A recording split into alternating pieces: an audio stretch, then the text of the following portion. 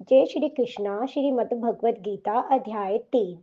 अर्जुन ने पूछा, हे जनार्दन, यदि आपके तप से, कर्म से बुद्धि श्रेष्ठ है तो केशव मुझे इस घोर कर्म में क्यों लगाते हो? मिले हुए वचनों से आप मेरी बुद्धि को भ्रम में डाल रहे हैं। निश्चय करके मुझे बताइए जिससे मैं कल्याण को प्राप्त हूँ।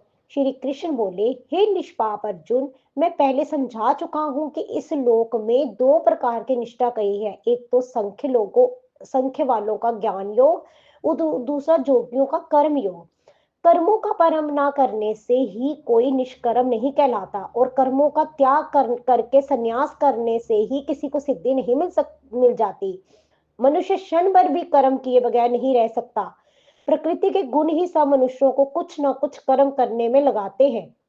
जो अज्ञानी कर्मेंद्रियों को रोककर आत्मचिंतन करने के बहाने विषयों की चिंतन करता है, वह पखंडी मिथ्याचारी कहलाता है। ही अर्जुन, जो इंद्रियों को मन में से दमन कर और विषयों में प्रवृत्त न होने देकर उनसे कार्य लेता है, वह कर्म योग का अभ्यास कहलाता है और श्रेष्ठ कहलाता है। अपने धर्म के अनुसार नियमित कर्म करो, क्योंकि कर्म ना करने से कर्म को करना अच्छा है।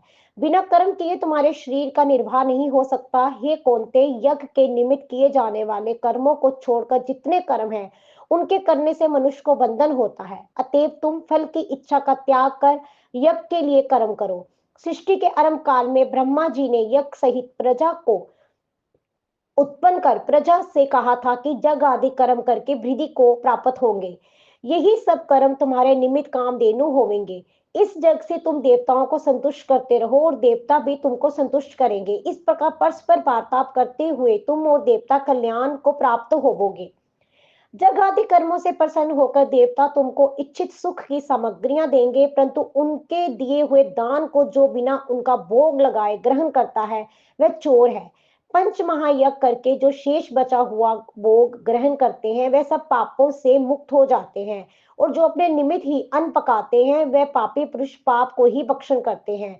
अन्न से ही प्राणियों की उत्पत्ति होती है। अन्न मेघ से उत्पन्न होता है और मेघ यज्ञ द्वारा जल बरसाता है, और जग की उत्पत्ति कर्म से ही होती है। कर्म की उत्पत्ति ब्रह्मा से हुई है और ब्रह्मा अक्षर परमात्मा परमात्मा से। इस कारण सदा सब पदार्थों में रहने वाले जो ब्रह्म है वह सब जगहों में प्रस्तुत है।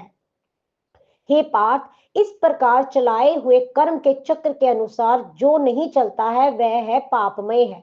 जो पुरुष आत्मा में ही रत रहता है और आत्मानंद अनुभव से तृप्त रहता है, उसे कुछ भी कार्य शेष नहीं। वह कोई कर्म करे या ना करे उसको कोई प्रयोजन अथवा लाभ नहीं, और किसी प्राणी से अपना लाभ कराने को भी उसे कोई आवश्यकता नहीं। इसलिए तुम भी फल की प्राप्ति इच्छा त्याग कर्तव्य पालन करते रहो, क्योंकि फल की इच्छा को त्याग कर्म करने वाला पुरुष मोक्ष को प्राप्त होता है। राजा जनक आदि ने भी कर्म सिद्धि पाई है। इसी प्रकार तथा लोक संग्रह को देखते हुए भी तुमको कर्म करना उचित है। श्रेष्ठ श्रेष्ठ पुरुष जिस जिस कर्म का आचरण करता है दूसरे मनुष्य भी उसी मार्ग पर चलते हैं, पर वह जिसको प्रमाणिक मानता है उसी के अनुसार सब उत्तम मानते हैं। हे पार्थ, मुझको तीनों लोकों में कुछ भी कर्म शेष ना रहा और ना कोई अप्राप्त वस्तु प्राप्त करनी है, फिर भी मैं कर्म करता ही रहता हूँ। यदि हम भी आलस्य रहित होकर कर्मों को नहीं करेंगे तो मनुष्य हर प्रकार से हमारे ही पथ का अनुकरण करेंगे। जो मैं ही कर्म ना करूं तो सब लोग भी ना करने से नष्ट हो जाएंगे। इससे मैं ही वरण शंकरों के उत्पन्न करने का हेतु बनकर प्रजा को नष्ट करने वाला समझा जाऊंगा। जिस प्रकार अज्ञानी फल की इच्छा करके कर्म करता है, वैसे ही फल की इच्छा ना करते हुए ज्ञानी को लोक शिक्षा की इच्छा करते हुए कर्म करना उचित है। कर्म में आसक्त अज्ञानियों की बुद्धि में ज्ञानी भेदभाव उत्पन्न ना करे, परंतु आप स्वयं कर्म करता हुआ उससे भी प्रसन्नता पूर्वक कर्म करवावे। ही अर्जुन, सब कर्म प्रकृति के गुण से ही उत्पन्न होते हैं, परंतु जिनकी बुद्धि अहंकार से भ्रष्ट है ऐसे मूर्ख लोग समझते हैं कि हम करता है, परंतु जो गुण और कर्म के विभाग को सच्चा तत्व जानता है वह ज्ञानी पुरुष ये समझकर इसमें आसक्त नहीं होता कि गुणों का ये खेल आपस में हो रहा है। हे अर्जुन, अध्यात्म बुद्धि से सब कर्मों को तुम मुझ में अर्पण करके कर्म फल की आशा छोड़कर संग्राम करो। जो पुरुष श्रद्धा पूर्वक मेरे वचनों पर दोष दृष्टि न करके मेरे इस मत के अनुसार आचरण करते हैं वह लोग कर्म बंधन से निश्चय मुक्त हो जाते हैं। और जो अज्ञानी इस मत पर दोष दृष्टि करते हुए इसको ग्रहण नहीं करते, वे संपूर्ण ज्ञान से रहित है। उनको नष्ट हुआ जानो। अपना कठिन धर्म भी दूसरों के सहज धर्म से हितकर होता है। सब धर्म में मरना भी कल्याणकारक है, परंतु अन्य धर्म भयानक है।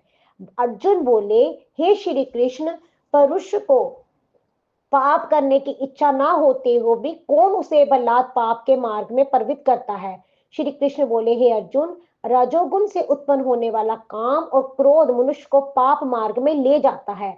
इसके कारण उत्पन्न इच्छा कभी तृप्त नहीं होती। ये महापापी और घोर शत्रु हैं। जैसे धुआं से अग्नि, धूल से दर्पण, से झिल्ली से घर का बालक ढका रहता है, उसी प्रकार विश्व की इच्छा से आत्मज्ञान ढका हुआ है। हे कुंती पुत्र, इस शत्रु काम को करके ज्ञानियों का ज्ञान आच्छादित हुआ है।